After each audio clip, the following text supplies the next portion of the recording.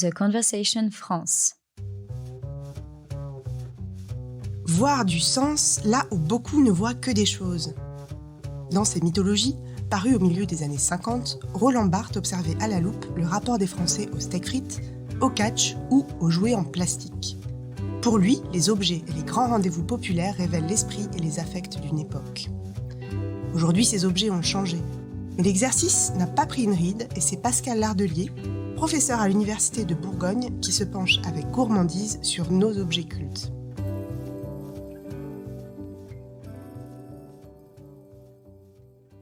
Symbole de l'aventure ou de la vie étudiante, le sac à dos n'en finit plus d'envahir les rues et de compléter le look des branchés urbains. Une obsession qui en dit long sur nos fantasmes et nos modes de vie, comme nous allons le voir avec Pascal Lardelier. Bonjour Pascal. Bonjour Sonia. Alors Pascal, j'ai vu une publicité dans le métro hier pour une marque de sac à dos que je ne citerai pas, et le slogan disait « Résiste à tous vos rêves, même celui d'aller sur Mars ». C'est vrai que le sac à dos, un objet somme toute assez banal, convoque quand même un imaginaire particulier. Alors d'un imaginaire à l'autre, figurez-vous que j'étais à New York il y a quelques années et quelqu'un est venu à moi, il s'adressait à moi en français en disant « Vous êtes forcément français puisque vous avez le sac à dos de la marque de sport que tous les Français possèdent. » Je parle du sac à dos. Voilà.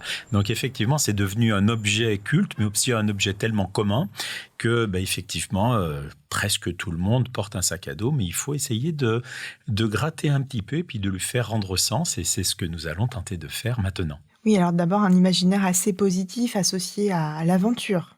Oui, alors on parle souvent de jungle urbaine, vous savez, et c'est vrai que dans cette jungle urbaine, les aventuriers, ils ont forcément comme plus sûr allié le sac à dos qui leur permet effectivement de mettre un petit peu ce que les militaires appellent un barda, c'est-à-dire l'ensemble des choses utiles et même indispensables, qui vont permettre de se mouvoir au mieux, de vivre au mieux, et puis de s'orienter, etc., etc. Donc le sac à dos, il a à la fois l'imaginaire de l'aventurier, je viens de le dire, effectivement, il y a presque Indiana Jones qui est derrière tout ça, et puis l'aventurier aussi du militaire, et j'y reviens, et c'est vrai que ces deux personnages, l'aventurier et le militaire, sont à l'origine de la généralisation du sac à dos, et c'est vrai qu'il s'est généralisé jusqu'à symboliser une époque. Vous savez que notre époque de communication à tout crin, notre société de communication, elle se fonde sur les valeurs de nomadisme et de mobilité. Alors effectivement, se balader, être ici et ailleurs, être toujours en mouvement et en mouvement perpétuel, c'est une chose. Mais être en mouvement avec cet objet qui va nous permettre d'emporter avec nous tout ce dont nous avons besoin, c'est quelque chose qui est très important. Et puis le sac à dos, il a toujours existé, et si on en retrace l'histoire, on voit que depuis la plus haute antiquité, les hommes ont porté, et les femmes aussi d'ailleurs, ont porté sur leur dos, avec des boîtes en bois, avec des sacs en cuir, avec des espèces de paniers en osier, on portait des choses qui étaient utiles et indispensables. Et c'est vrai que le sac de notre modernité, il est en plastique, il est en cuir, il est dans des tas de matières qui vont aussi signer et signaler une distinction sociale, mais en tout cas, il est devenu quelque chose d'absolument indispensable. Presque tout le monde, répétais-je, a un sac à dos. Et puis cette idée aussi dans le sac à dos de transporter presque sa vie avec soi et sa maison avec soi, qui évoque aussi des métaphores animalières bien connues, peut-être un peu moins positives pour le coup. Oui, vous avez raison. Alors il y a en première lecture 2 métaphores animalières assez peu glorieuses, parce que quand on voit la maison sur le dos, on pense à l'escargot ou à la tortue. Alors là, on n'est pas vraiment dans la mobilité triomphante que j'évoquais il y a 2 secondes. Et puis, il y a une légende célèbre, c'est Gulliver. Et Gulliver, vous savez que ses célèbres voyages, il avait un grand sac et il promenait tous les objets de l'univers dedans. Et il les montrait à défaut de pouvoir parfois les nommer dans une langue étrangère. Donc ça, c'est une anecdote que je trouve assez drôle en effet. Mais c'est vrai que le sac, il signe cette modernité qui est à la fois nomade, fonctionnelle aussi. Je pense que la généralisation du sac à dos, il y a quelques décennies, qui sort de l'univers de la randonnée, qui sort de l'univers de l'aventure et de l'armée pour vraiment venir à tout un chacun et à toute une chacune, si je puis dire, c'est le fait qu'on s'aperçoit que c'est beaucoup plus pratique et fonctionnel d'avoir les choses dans le dos avec les mains libres que de les traîner au bout des bras avec une valise. Et d'ailleurs, on n'en parlera pas aujourd'hui, mais il y a une petite sœur au sac à dos. Alors elle, qu'est-ce qu'elle est pénible dans les lieux publics ? C'est la valise à roulettes. Désormais, dans une gare, dans le métro, etc., c'est extrêmement difficile de se déplacer. On doit slalomer entre des personnes qui ont des sacs à dos souvent volumineux, des valises à roulettes un petit peu extensives et invasives, et puis des écouteurs dans les oreilles qui font qu'ils sont complètement hermétiques aux avertissements ou à quelque forme de dialogue que ce soit. Parce que ce sont des objets pratiques, mais ce sont aussi des objets qui empêchent parfois ou qui encombrent.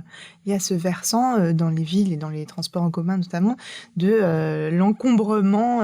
C'est-à-dire qu'on se désencombre grâce à nos sacs à dos, mais on encombre l'espace public et on peut gêner aussi à ce titre les autres usagers. J'y reviens, ils sont une extension dorsale un petit peu invasive et pénible souvent. Essayez de descendre d'un métro aux heures de pointe ou de monter dans un train quand vous êtes un peu pressé et vous allez forcément être heurté, être empêché par le sac à dos de la personne qui devant vous va prendre mal que vous la bousculiez parce que de fait vous la poussez. Voilà, donc il y a ce côté un petit peu parachute, ennuyeux parfois, mais bon, faute de mieux, c'est fonctionnel et on s'en accommode tous.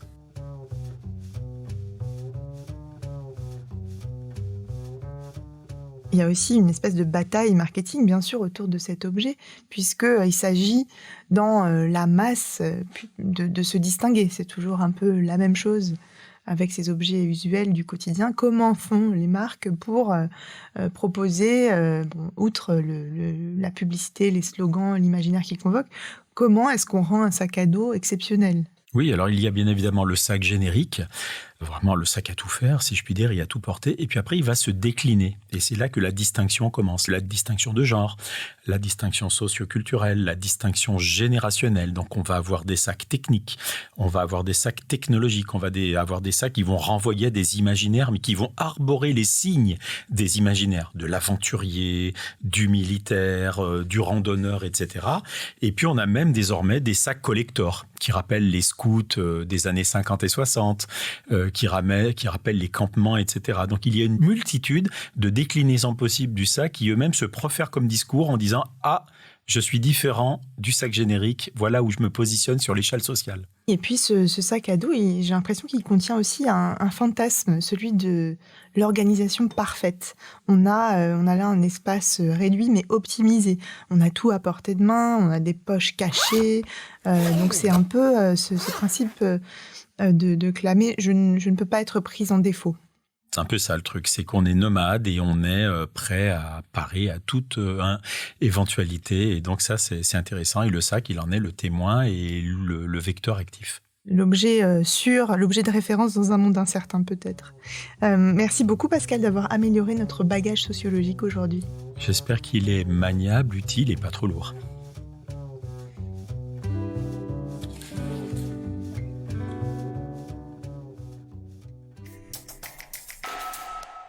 The Conversation France.